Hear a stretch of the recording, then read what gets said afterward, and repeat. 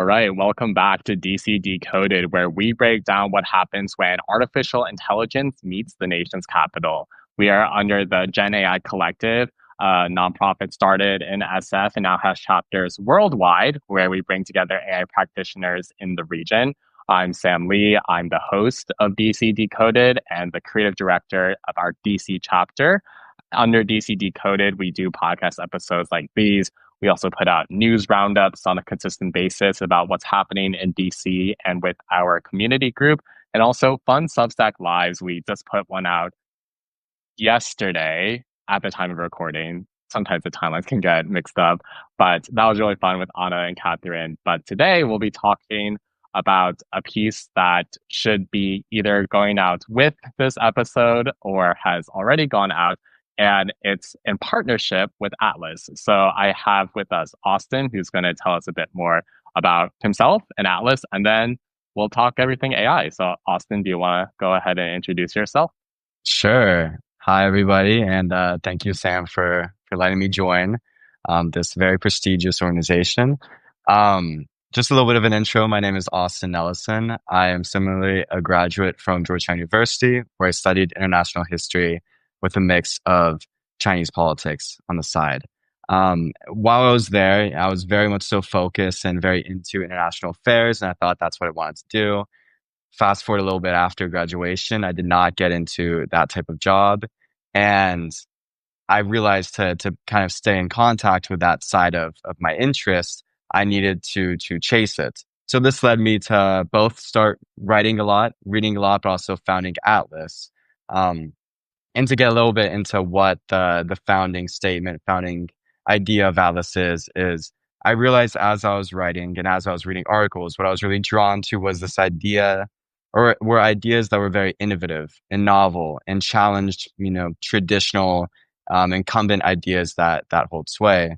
And this kind of goes back to what I learned in history, which is, everything's fake. Everything is created by someone, by some individual that's basically similar to us. And yet it holds a sort of legitimacy in our eyes because it is. So really what I want to get out with Atlas first is just a position to platform both mine and other people's ideas, where it's harder to get onto other journals, but also to try to platform anything that really is thought provoking, innovative, and hopefully inspires people to change the world. Awesome. And you can find Atlas, ATLAS, on Substack, as well as DC Decoded. I assume if you are listening to this, you probably have a Substack account, so please go check Atlas out. And Austin reached out to me to write a piece for Atlas, and it was a great opportunity. And at first, I didn't really know what to write, but I figured it out, and we're going to talk about that. And then we're going to talk about how AI is disrupting the job force, particularly for young people like us. So, on that positive note, I approached my piece by thinking about what new innovative ideas I could contribute. And I really thought about the past podcast episodes that we've done on DC Decoded. We have so far put out 8 episodes this year and many more to come. But what is unique about DC Decoded and the cacophony of AI podcasts is that we really focus on DC talent. And I wouldn't have started this podcast if I felt like we were just copying another podcast. But I really have not found a podcast that not just covers policy and AI or business and AI, but anything DC related with AI. And that is what we're trying to achieve at the collective as well. And as I was thinking more about that, I have had great conversations with startups in particular. Some episodes have included startups for DC Decoded, including Trustable, Imara, a couple more to come. And as I was thinking, I was realizing that in the general responsible AI discourse, there's not a lot of mentioning about startups because I think inherently people think startups are risky, they're volatile, they more often don't work than work. But I think all of that taken in stride, I have been talking to some really cool DC startups that were enacting responsible AI platforms, and I just thought that they deserved a bigger slice of the attention. So that's how the piece of how should businesses pursue responsible AI look to startups originated. And it culminated with this thesis of I think that each organization needs its own definition of responsible AI, and they should look more to startups, not solely, but more than they probably currently are. Austin, what were your initial thoughts when we talked about this piece before I even started writing it? But curious to hear your initial thoughts. Did you think it was a good idea, bad idea? And please be as candid as you want. Well, obviously, I think it was a great idea, as I will be publishing it soon. And I don't want to steal too much from your great piece, so people actually will go and read it after this. But I think one of the biggest things that stood out to me is, like you said, is focusing on this DC community of AI startups. One of the things that you'll see from that, and you know a lot more than me, but is the fact that responsible AI is likely a much bigger priority and much bigger consideration to these companies because they're in, the seat of politics, the seat of regulation, the seat of all this considerations of how to do something responsibly. But I think your article takes it a step further, and where I find it super interesting is the fact that when we think about responsible AI, we're always thinking about politics, and that's why is because it's the seat of where this regulation comes from, or we're thinking about big tech because they're the ones leading all of this in terms of when you hear something about AI, most of the time you're hearing about Meta or you're hearing about OpenAI, and they're the ones who are expecting to really push the buck in terms of what responsible AI is. But what your piece kind of makes the argument, and what I find really compelling about it, is that every business eventually will, and increasingly now, will be incorporating AI, and in a way that is making every business an AI company, whether they imagine it or not. And so every business will need to have some sort of responsible AI policy, not just for itself, but also, as we'll increasingly see, for any everyday person, what they will engage with in terms of AI won't be the government. It won't be big tech mostly. It will likely be just your everyday business, either the employees or people using it. And so really trying to find how a business can achieve and what that even means in terms of responsible AI. I think your piece is super interesting in that regard.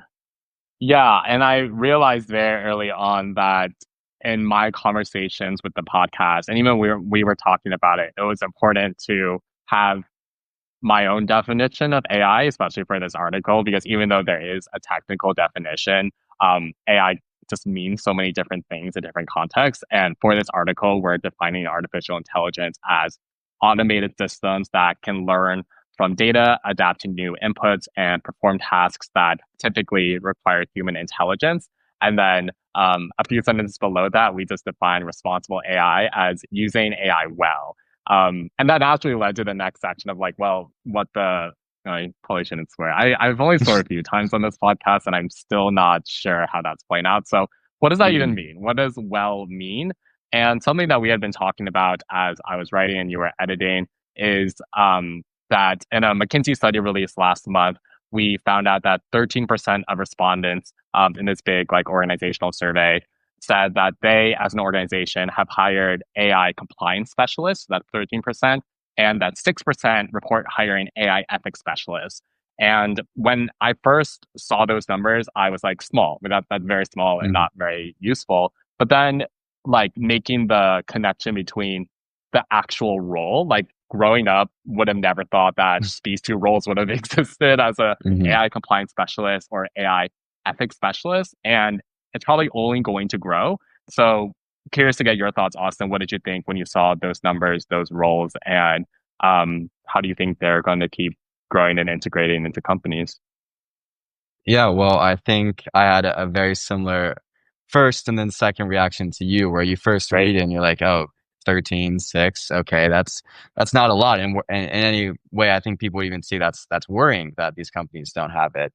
Then you Yeah. think about it, and you get into the article of this idea of like a legacy business versus the nimbleness and agility of a startup, and the fact that now we're what I think it was 2022 that OpenAI released ChatGPT, and the world really became aware that AI had this potential. we're 3 years out and it's already 13 or 6 to 13% of companies have a dedicated AI ethics person. That is Yeah. pretty amazing of a stat. And I think it'll only grow as companies are just now beginning to integrate it. Um, in terms of, what this definition of responsible AI means, I think another interesting thing you discuss in here is in the section right after, it's what do we currently see responsible AI and how are companies currently working on that? And you break it into academically. You go through the Stanford AI Index, going through risk assessment frameworks and transparency benchmarks. You go through publicly, which are, all these different regulations, and you go through privately and you talk about big tech.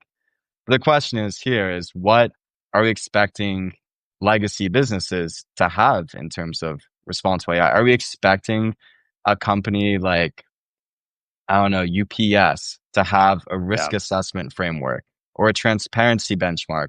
Are we expecting every company to have something similar to that level? Um, but I think your article makes almost the point that it might become necessary to at some level to know how companies are integrating it. And the fear on top of that, as you know earlier in the article, is that a lot of the times, especially now, companies don't even know it's being used. It'll be employees without even managers knowing. Um, and that is the big question of your article is what is responsible AI? All these different fields defined in different ways. And then how can we actually see it happen with these larger companies?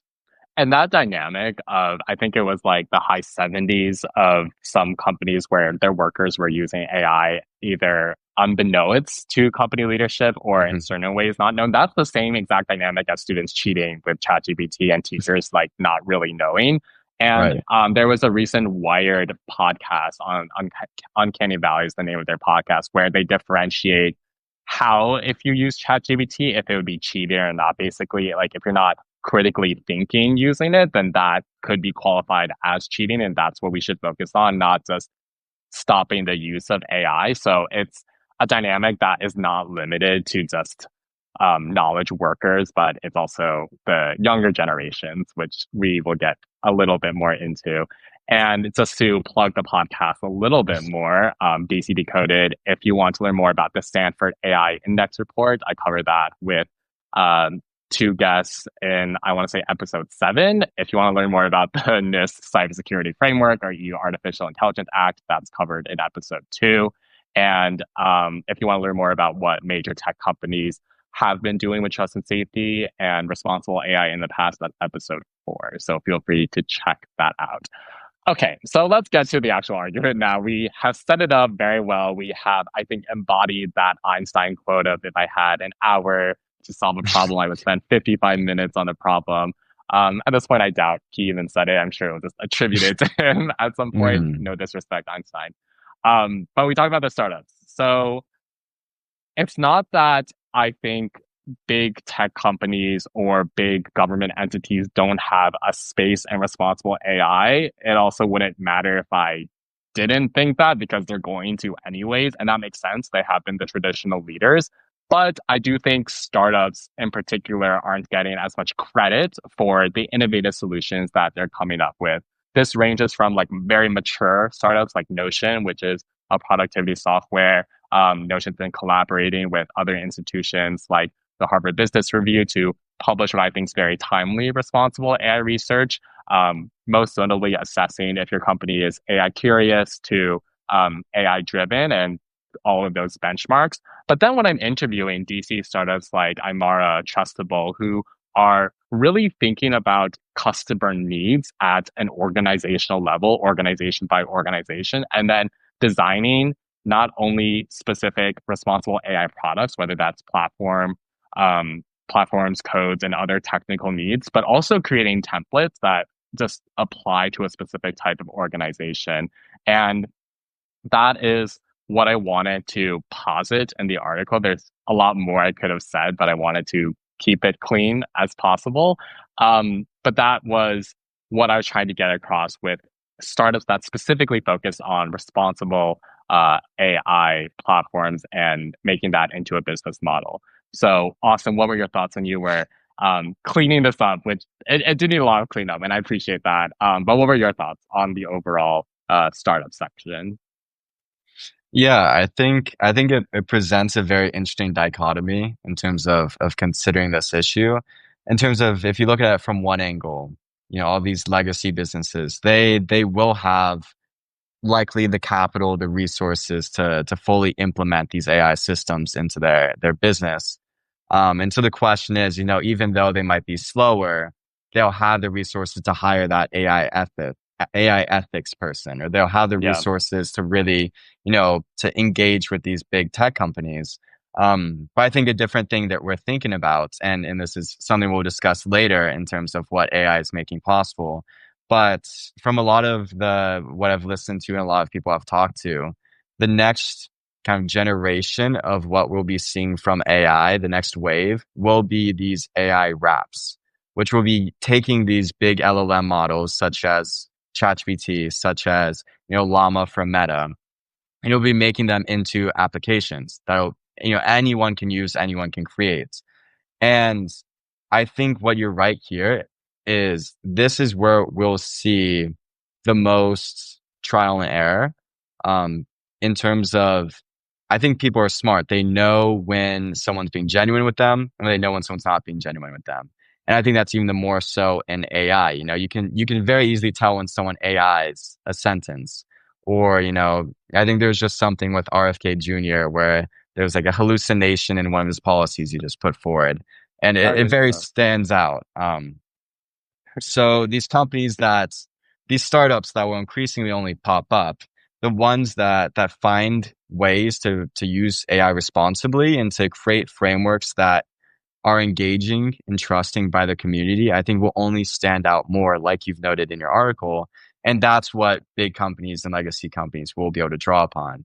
And I think it will need to balance that barrier between, as I was speaking, I was thinking, in terms of if we want these risk assessment frameworks, if we want these transparency benchmarks, it needs to be somewhere between, you know, people understanding it and what we have now with, if you try to download an app or to do something and you get this long legal thing that, no one reads, you scroll through and you say, yes, I agree, and go. We need something that, because if that's what it eventually becomes, will that really change anything is the question. So I think exactly what you're saying, startups, this much more nimbleness, but also much more closer to people and engaging with people is where we'll see it. Right. And that article is titled How Should Businesses Pursue Responsible AI? Look to Startups. It will be in the show description, and we aim to put it out on Monday, which is June 2nd. So, again, hopefully it's already out if we've done our jobs well. Let's Mhm. shift to something that's really been on my mind and in the news this week, the last week of May. Time Magazine reported this, but plenty of news sources have also been on this beat. But on Wednesday, May 28th, Anthropic CEO Dario Amodei declared that AI could eliminate up to half of all entry level white collar jobs within 5 years. And the article continues to talk about how last week a senior LinkedIn executive reported that AI is already starting to take jobs from new grads. Going back a little further, in April, Fiverr CEO, which is a freelance agency, said that AI is coming for your job. And this wasn't like a one on one employee email, this was an all staff email. So he really meant everybody, including himself. And even the new Pope is warning about AI's dramatic potential to reshape our economy. And reading this as a young professional, it doesn't feel great. Let me put it that way first.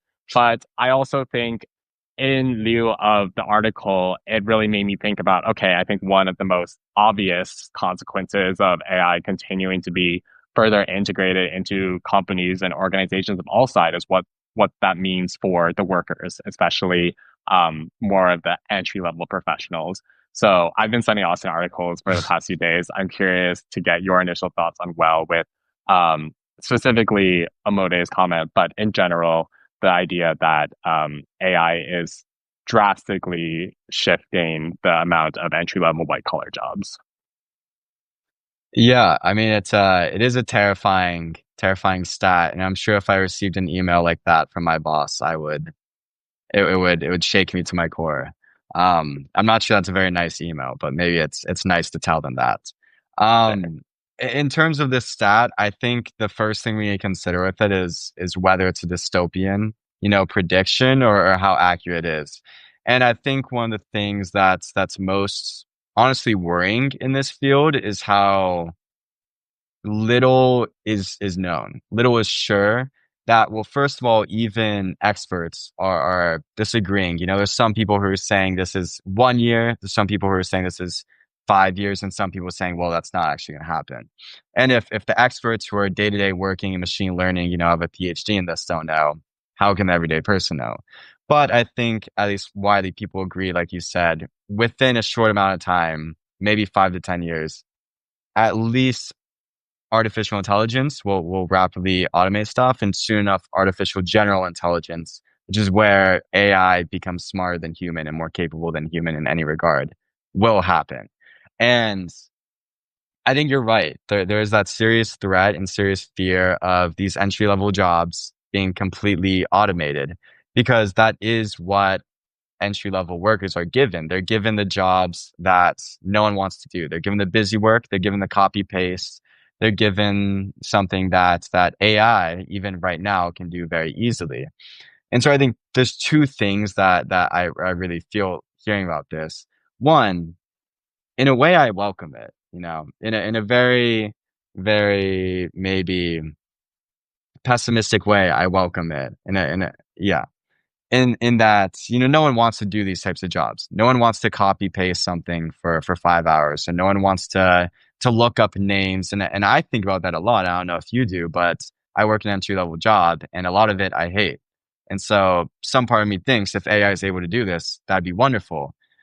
And the second part to think about that is the CTO of Microsoft. I read something through him through Semaphore recently, and they were actually saying rather than huge layoffs, what they think will lead to them is they might actually need new software engineers. They might need to hire more people, and that's surprising coming from software engineers, because that's what people think will be the first to go. Are people who code, because that's what AI does best currently, is coding.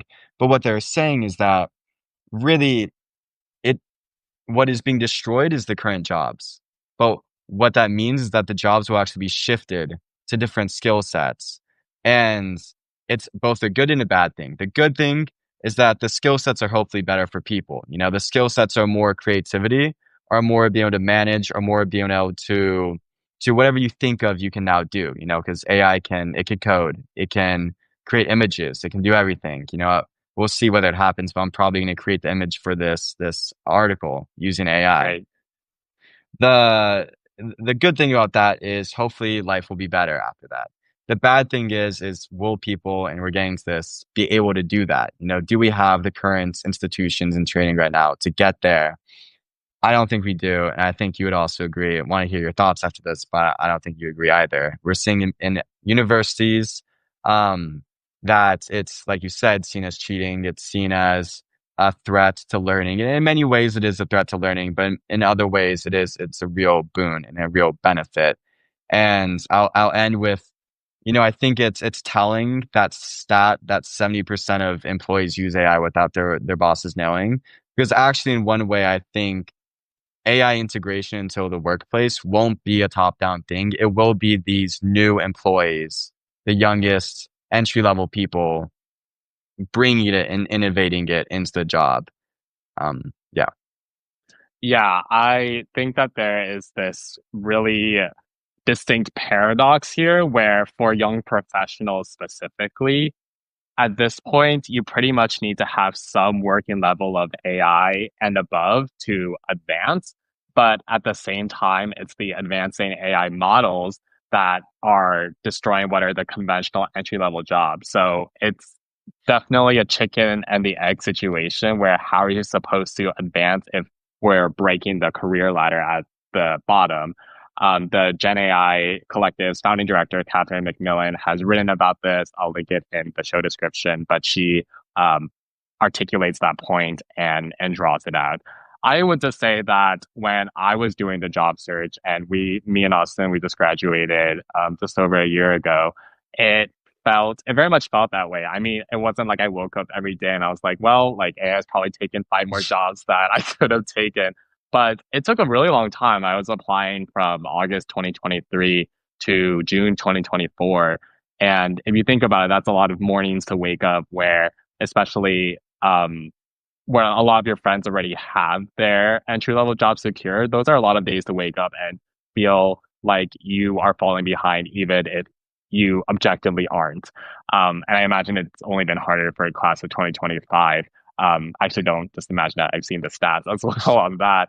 But yeah, I think it's making that squeeze for senior year of undergrad especially hard because I think from what I've seen, it's not like these new classes of like class of 2024, 25, 26. It's not like anything has really significantly changed yet in terms of our velocity of applying or trying the same methods as even the classes of 2022 or 2023. It's just that the jobs are both disappearing fast, but also shifting really fast as well. And I feel like I've had to, like, I love where I currently work. Maybe that's where me and Austin currently might disagree. And I hope Austin can join me in the love category soon enough.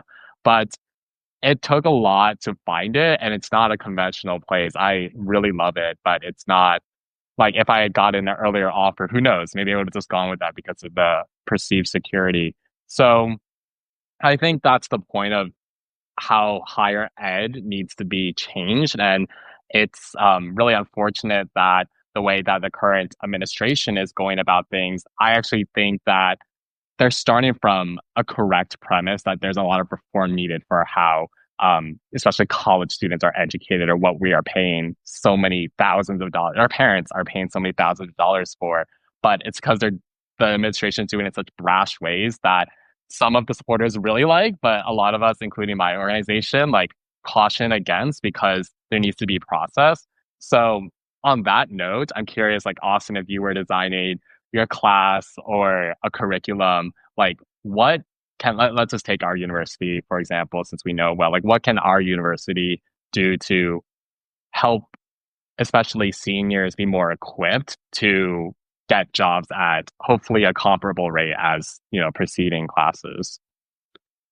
That's a great question. It's Easy question, right? Easy. yeah, you said you wanted me to be innovative in my answers, and so this will require it. I I did I guess did tell Austin before this like he should try to say something original. So I hope that was the right mm, amount of pressure, but go ahead. right. I've been racking my brain this whole discussion.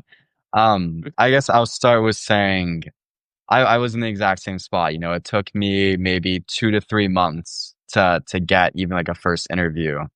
And it definitely to know it's getting worse than that is terrifying. I think, there's this dual way of seeing AI. And I think the first way is a very optimistic way in terms of AI is potential. AI is revolutionary, limitless potential in terms of whatever you can think of, you can do. And that's the hope. That's what when you're listening to Sam Altman speak, that's what all these big tech leaders and visionaries are saying. But it does sound very hollow, when you're thinking about Yeah. the people who are graduating now who don't know what's going on. And it makes people worry. It makes me worry that we are going to see almost a lost generation type of aspect where you have people who are currently in power who are there thinking about, the CEO or manager level of a company. They already have their foot in the door. And we just talked about how it only get harder for people to have their foot in the door. But now for especially if universities don't figure out a way to teach this, you can see these people just kind of get passed along, get passed up. And so if I had to say in terms of what our university or any university should do, I think the thing would be is just to integrate AI as much as possible into everything within the curriculum. That means partially teaching the professors how to use it, but more importantly, I think it's teaching students how to really, it goes not to self promote, but it goes very well with my journal's kind of theme in terms of being novel, innovative, and breaking the now, but teaching students how to think beyond what exists. And to go along with this, I heard from one person saying that the average age of, in terms of a founder of a unicorn company, which is like, I think $1 trillion in value, used to be maybe 10 years ago, 30 to 40 years old. And that would be with, it'd be a small company, but it'd be at least like 10, 20 people. Now, this person was saying that they were engaging with the average unicorn founder in terms of 20 years old, in college already, just Yeah. sitting there with their computer, creating something that will change the world. It's so valued, it's a unicorn company, $1 trillion. And so I think where we're getting here is one, teaching thinking rather than teaching very, um, very regimented skills, like coding. What's more important is still having coding knowledge, but being able to think and imagine. Um, and but more importantly than that, I think also thinking outside the box. One of the things I think that'd be most interesting with that is thinking in terms of Georgetown. It's known as a foreign service school. There's other degrees, there's worse degrees, but it's known as a foreign service school. And something I was really interested with, and actually constituted the first article that I launched Atlas with, was using AI to create geopolitical reports on every country in Africa. And it's that type of thing of being able to go beyond what you think is possible because of AI. And it's trying to hinge on that optimism of AI and going beyond what is currently is, trying to Yeah. recreate institutions, recreate what's possible. It takes a lot of agency, which is the scary part, but it really is true. If it's taught, if universities are able to teach it well in terms of prompts, in terms of being able to implement it in every project, it really is like the sky's the limit. Yeah, and just on the theme of finding education, it's not limited to institutions. I mean, you're really still only in college for 4 years, and if, in my opinion, you're doing it right, you're not learning in classrooms for all of it or doing homework. Sorry to a person we know who did graduate top of our class, and she did spend a lot of her time doing that. She's amazing. But I think that's something we're trying to do at the collective. We, in the DC chapter, we just did our first Notion Mail event, and it's the first of three that we're doing. So we want to do more educational events about not just AI as a topic and the way we're talking about it now, but actually using products that do use AI and are helpful for especially young professionals who it's a tough time right now for a lot of them, for a lot of us.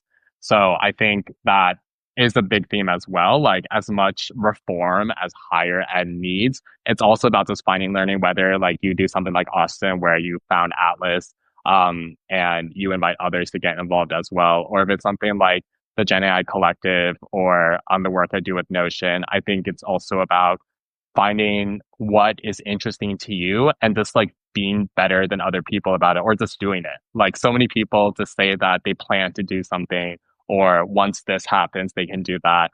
But I guess the scary and exciting thing about AI is that it kind of eliminates that normal time frame and it's just a matter of, I think, trying at this point. Um, and that's theoretically what young professionals do have over older people. It's time. Like we usually are less tied Mm. down. We are not usually making enough money to go have big vacations. Or if we are, we don't have the time to do those vacations. I'm sure me and Austin both know people like that. But yeah, it's the time to experiment, like what Austin was saying.